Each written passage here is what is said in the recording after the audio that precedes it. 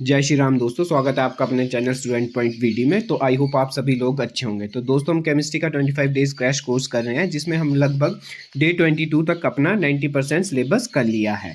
और अब हम साथ ही साथ प्रीवियस ईयर पेपर भी सॉल्व करेंगे, ताकि आप उन सब टॉपिक का आपका रिविजन भी हो जाए और आपको आइडिया भी लग जाए कि आप पेपर किस टाइप में पूछा जाता है। और अभी तक हमने सारे पेपर अपने मेडिकल नॉन मेडिकल के केमिस्ट्री पोर्शन सारा कंप्लीट कर दिया है। हमारी प्लेलिस्ट में आप वहाँ जाकर आपको सारे पेपर 2012 से लेकर 23 तक आपको सॉल्व मिल जाएंगे।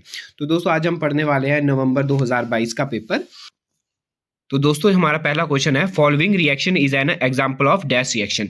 तो आपको यहाँ पे एक रिएक्शन दिखाई दे रही होगी, उसमें बताना हमारे पास ये रिएक्शन कौन सी है। तो दोस्तों पहले मैंने रिएक्शन लिख लेते। रिएक्शन हमारे पास ZnO plus carbon give rise to zinc plus carbon monoxide CO। ठीक है दोस्तों, ये हमारे पास रिएक्शन दे रखी है।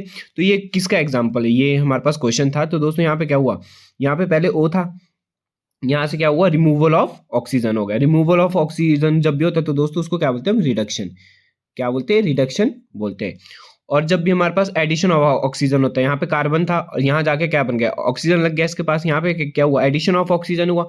और एडिशन ऑफ ऑक्सीजन होता है उसको क्या बोलते हैं हम, ऑक्सीडेशन बोलते हैं। तो दोस्तों जब भी ऑक्सीडेशन और रिडक्शन किसी एक रिएक्शन में होती है तो वो किसका एग्जाम्पल होता है दोस्तों, रेडॉक्स रिएक्शन का। किसका एग्जाम्पल होता है, रेडॉक्स रिएक्शन का। तो ऑप्शन नंबर ए इसका राइट आंसर होना था। तो दोस्तों हमने अपने ये सारी रिएक्शन हमने अपनी वीडियोस में कर रखी है। आपको displacement reaction, combination reaction, double displacement reaction, ये मैंने बहुत अच्छे से आपको समझा रखी है। आप वहां जाके भी इसको चेक कर सकते हैं।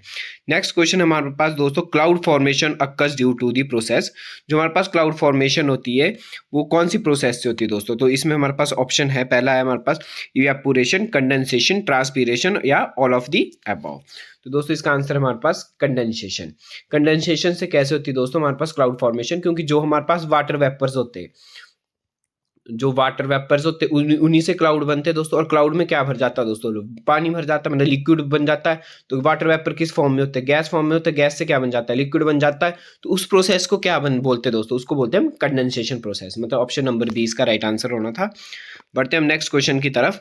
नेक्स्ट क्वेश्चन हमारे पास, कंपोजिट फर्टिलाइजर मेक सॉइल। जो हमारे पास कंपोजिट फर्टिलाइजर होते हैं वो सॉइल को क्या करवाते। तो ये बहुत ही इंपॉर्टेंट क्वेश्चन था दोस्तों, अगर आप ध्यान से पढ़ते। कंपोजिट फर्टिलाइजर क्या होते हैं दोस्तों, जैसे आपका मैन्योर वगैरह हो गया, हम सॉइल में ऐड करते हैं, तो वो किस नेचर के होते हैं। मैन्योर हमारे पास एसिड नेचर का होता है। और जो हमारे पास सॉइल होती है दोस्तों, उसमें जो इंग्रेडिएंट पड़े होते हैं वो किस नेचर के होते हैं, वो बेसिक नेचर के होते हैं। जब हमने कंपोजिट फर्टिलाइजर डाला सॉइल में, मतलब एसिड प्लस बेस जब भी मिक्स हुआ, तो वो रिएक्शन क्या हो जाएगी दोस्तों, न्यूट्रल रिएक्शन क्या हो जाती है, न्यूट्रलाइजेशन रिएक्शन भी बोलते हैं हम उसको। तो क्या बन जाएगा, न्यूट्रल बन जाएगा। तो ऑप्शन नंबर सी इसका राइट आंसर होना था।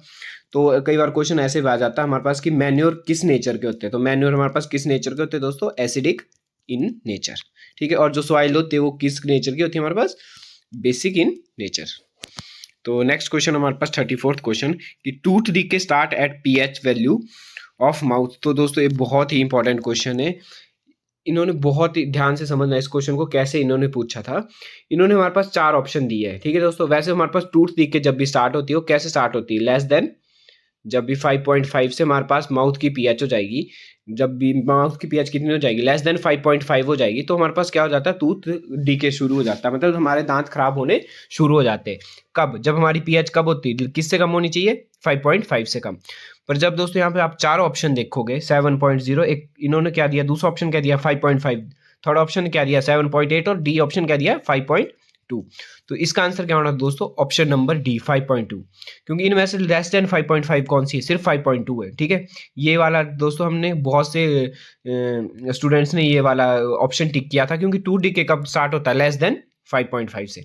पर यहाँ पे दोस्तों 5.5 दे रखी है, तो ये इसका ऑप्शन नहीं होना था। इसका आंसर होना था 5.2। क्योंकि जब भी 5.5 से नीचे हमारे पास जब भी pH हो गया, चाहे 5.1 हो, 5.2 हो, 5.3 हो, 5.4 हो, ठीक है, इससे नीचे जब भी होगी तो हमारे पास क्या होते हैं, दांत खराब होने शुरू हो जाते हैं। ठीक है, पर यहाँ पे दोस्तों 5.5 भी था ऑप्शन में, तो ये वाला ऑप्शन गलत होना था। क्या आना था इसका आंसर, ऑप्शन नंबर डी। तो नेक्स्ट क्वेश्चन की तरफ बढ़ते हैं हम। नेक्स्ट क्वेश्चन हमारे पास, electronegativity as we move from left to right. जब भी हम लेफ्ट टू राइट को जाते हैं तो इलेक्ट्रोनेगेटिविटी क्या करती है पीरियड में। ठीक है दोस्तों, तो लेफ्ट टू राइट कैसे होता है हमारे पास, hydrogen, helium, lithium, beryllium, boron, carbon. Last में बता देता हूँ दोस्तों, carbon, boron, carbon, nitrogen, oxygen और फ्लोरीन। ये हमारे पास 4 दे रखे दोस्तों। तो ये क्या होते हैं, लाइन में होते लगे। तो इलेक्ट्रोनेगेटिविटी क्या होती है, फ्लोरीन सबसे ज्यादा होता है, उससे कम क्या होता है दोस्तों, ऑक्सीजन।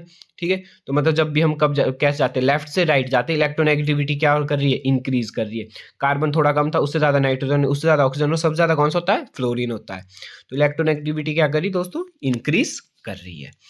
बढ़ते हैं हम अपने नेक्स्ट क्वेश्चन की तरफ। नेक्स्ट क्वेश्चन है हमारा, the number of neutrons in chlorine. तो क्लोरीन, इसमें हमने नंबर ऑफ न्यूट्रॉन्स निकालने थे दोस्तों। तो न्यूट्रॉन्स कैसे निकालते हैं हम, क्या दे रखा हमारे पास, क्लोरीन दे रखा। क्लोरीन का एटॉमिक मास कितना है, 37 क्या है इसका एटॉमिक मास है। क्या है दोस्तों, एटॉमिक मास है। और 17 क्या है इसका, 17 हमारे पास इसका एटॉमिक नंबर है। 17 क्या है हमारे पास इसका एटॉमिक नंबर है। ठीक है दोस्तों। तो अब आपको एक बात और मैं बता दूं, मैंने अपनी वीडियोस में आपको बहुत अच्छे से करवाया कॉन्सेप्ट, न्यूट्रॉन्स कैसे हम निकालते हैं। जो हमारे पास इलेक्ट्रॉनिक एटॉमिक नंबर होता है वो क्या होते हैं दोस्तों हमारे पास, वो होते हैं हमारे पास प्रोटॉन। क्या होते हैं हमारे पास, प्रोटॉन होते हैं। और जो हमारे पास एटॉमिक मास होता है दोस्तों, जो हमारे पास क्या होता है, एटॉमिक मास होता है, वो क्या होते हैं हमारे पास, वो होते हैं हमारे पास प्रोटॉन प्लस न्यूट्रॉन। क्या होते हैं दोस्तों हमारे पास, वो क्या होते हैं, प्रोटॉन प्लस न्यूट्रॉन। मतलब 37 क्या है हमारे पास, प्रोटॉन प्लस न्यूट्रॉन है। और प्रोटॉन कितने दोस्तों, इसमें एटॉमिक नंबर क्या होता है, जो प्रोटॉन होते हैं, प्रोटॉन कितने इसमें 17। मतलब 37 में से 17 क्या है, प्रोटॉन है। तो जो बचेंगे वो क्या होंगे, इसमें न्यूट्रॉन होंगे। मतलब क्या हो जाएगा, माइनस हो जाएगा। 37 में से क्या माइनस करेंगे, 17 माइनस करेंगे, कितना आ जाएगा दोस्तों, 20। 20 क्या आ जाएंगे इसके, न्यूट्रॉन आ जाएंगे। तो इसमें ध्यान देने वाली ये बात होती है कि जो हमारे पास एटॉमिक मास होता है, क्या एटॉमिक मास होता है, वो किससे कैसे बना होता है, एटॉमिक मास किससे बना होता है, प्रोटॉन प्लस न्यूट्रॉन से बना होता है। किससे बना होता है, प्रोटॉन प्लस न्यूट्रॉन से। और जो हमारे पास एटॉमिक नंबर होता है, क्या दोस्तों, एटॉमिक नंबर, वो किससे बना होता है हमारे पास, सिर्फ प्रोटॉन से बना होता है। किससे, प्रोटॉन और इलेक्ट्रॉन। जितने उसमें प्रोटॉन होंगे उतने उसमें क्या होंगे, इलेक्ट्रॉन होंगे। ठीक है, तो किससे बना होता है, प्रोटॉन से। तो इसमें कितना था, एटॉमिक मास कितना था, 37। किस किस से बना था, प्रोटॉन प्लस न्यूट्रॉन से बना था। प्रोटॉन कितने थे हमारे पास, एटॉमिक नंबर कितना था, 17।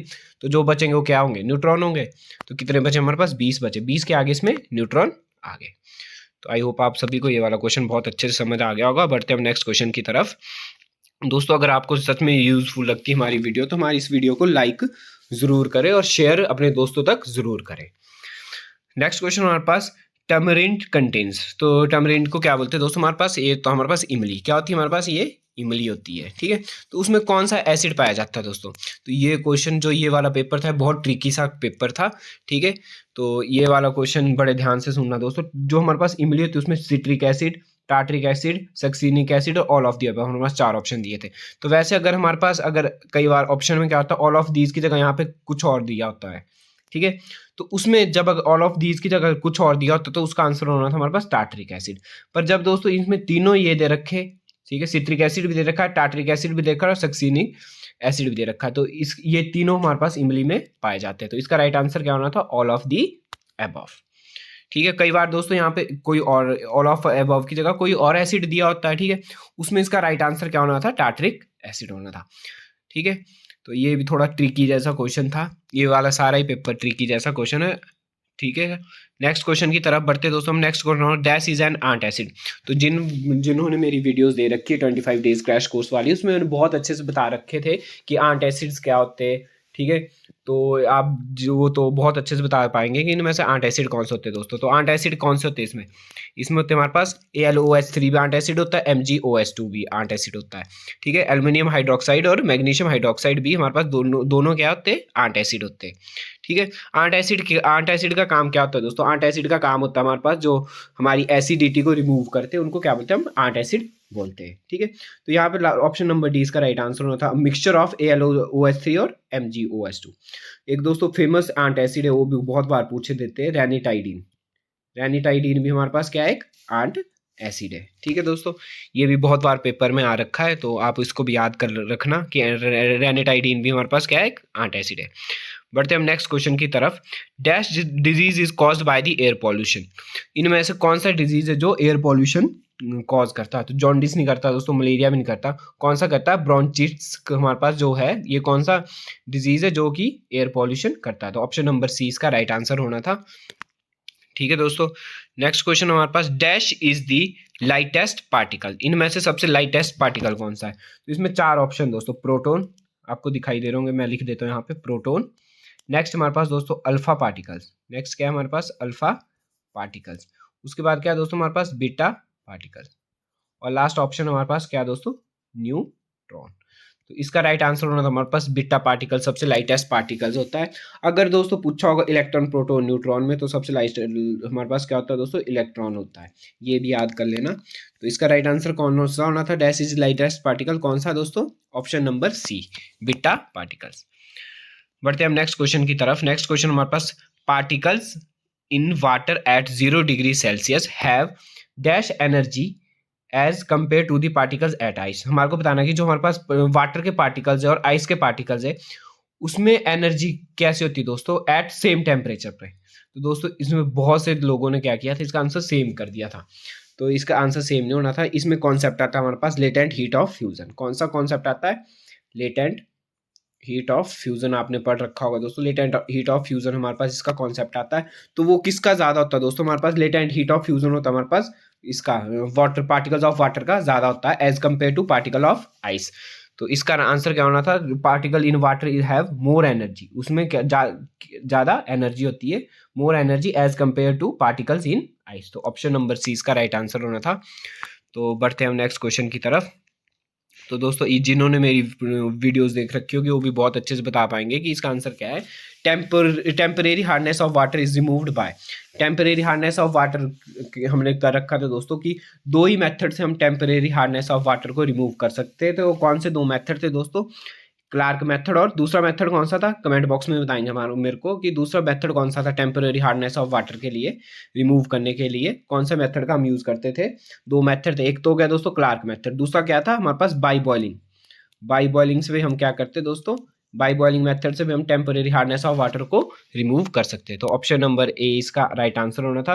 कैलोजन आयन एक्सचेंज मेथड और सिंथेटिक रिजाइन मेथड एक किस लिए दोस्तों रिमूव करते हैं हम, परमानेंट हार्डनेस ऑफ वाटर, किस लिए यूज करते हैं हम इसको, परमानेंट हार्डनेस ऑफ वाटर कि जब हमने रिमूव करनी हो तो हम किन किन मेथडों का यूज करते हैं दोस्तों, कैलोजन मेथड, आयन एक्सचेंज मेथड और सिंथेटिक रिजाइन मेथड।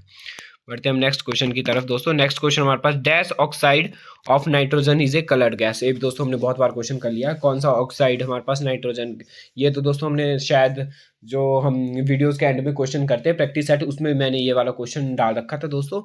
तो कौन सी ऑक्साइड जो हमारे पास कलर्ड होता है इनमें से, तो ये होता है हमारे पास नाइट्रोजन डाइऑक्साइड NO2। इसको दोस्तों हम एक और नाम से जानते हैं जिसका नाम है brown gas, yellowish brown colour का होता है दोस्तों ये। तो इसलिए ये कैसे ऑक्साइड बनाता है, कलर्ड ऑक्साइड्स बनाता है। तो ऑप्शन नंबर डी इसका राइट आंसर होना था। बढ़ते हम नेक्स्ट क्वेश्चन की तरफ दोस्तों। नेक्स्ट है हमारे पास KMg and ZN react with, मतलब potassium magnesium and zinc react with, ये तीनों किस में रिएक्ट करते हैं दोस्तों, कोल्ड वाटर में करते हैं, हॉट वाटर में करते हैं, स्टीम में करते हैं, ऑल ऑफ दी अबव में करते हैं। तो इसका आंसर होना था स्टीम में करते हैं दोस्तों। ये भी हमने अपनी वीडियोस में कर रखा था, मैंने ये भी बता रखा था आपको कि कोल्ड वाटर में कौन कौन से रिएक्ट करते हैं, हॉट वाटर में कौन कौन से रिएक्ट करते हैं और स्टीम में कौन कौन से रिएक्ट करते हैं। तो ये जो हमारे पास तीनों ही है, ये तीनों किस में रिएक्ट करते हैं, हमारे पास स्टीम में रिएक्ट करते हैं। मैग्नीशियम वाला मैंने वहाँ पे आपको बहुत अच्छे से आंसर दिया था, ये किस में रिएक्ट करता है, स्टीम में रिएक्ट करता है। तो इसका आंसर क्या होना था, ऑप्शन नंबर सी इसका राइट आंसर होना था। आप 25 डेज का क्रैश कोर्स को बहुत अच्छे से देख लिए, उनके नोट्स भी अपने साथ बना लें। वरना अगर आपको इसकी PDF चाहिए तो हमारे टेलीग्राम पे आपको बिल्कुल फ्री मिल जाएगी, जिसका लिंक आपको हमारे डिस्क्रिप्शन बॉक्स में मिल जाएगा। तो दोस्तों नेक्स्ट क्वेश्चन हमारे पास dash is stored in the water, इनमें से हम किसको हम वाटर में स्टोर रखते हैं दोस्तों। तो इनमें से हम फॉस्फोरस को किस में स्टोर करते हैं, हम वाइट फॉस्फोरस को किस में स्टोर करते हैं दोस्तों, हम वाटर में स्टोर करते हैं। ठीक है दोस्तों, ये ऐसा नॉन मेडिकल सॉरी दोस्तों, ये ऐसा नॉन मेटल्स है जो कि हमारा वाटर से रिएक्ट जो हमारे पास एयर से रिएक्ट करता है, इसलिए हम इसको किस में स्टोर करते हैं, वाटर में स्टोर करते हैं। ठीक है, वाइट फॉस्फोरस का राइट आंसर होना था दोस्तों। तो इसके बाद हमारा जल्दी आपके लिए हम 25 डेज फिजिक्स का भी क्रैश कोर्स लेके आ रहे हैं, आप उसको भी ज़रूर सपोर्ट करना दोस्तों। तो thanks for watching this video, और जो इसके नेक्स्ट 15 क्वेश्चन रह गए वो हम अपने पार्ट 2 में आपको करवा देंगे। ठीक है दोस्तों, तो आज के लिए अलविदा, thanks for watching this video, और हमारे इस चैनल को लाइक शेयर और सब्सक्राइब ज़रूर करें।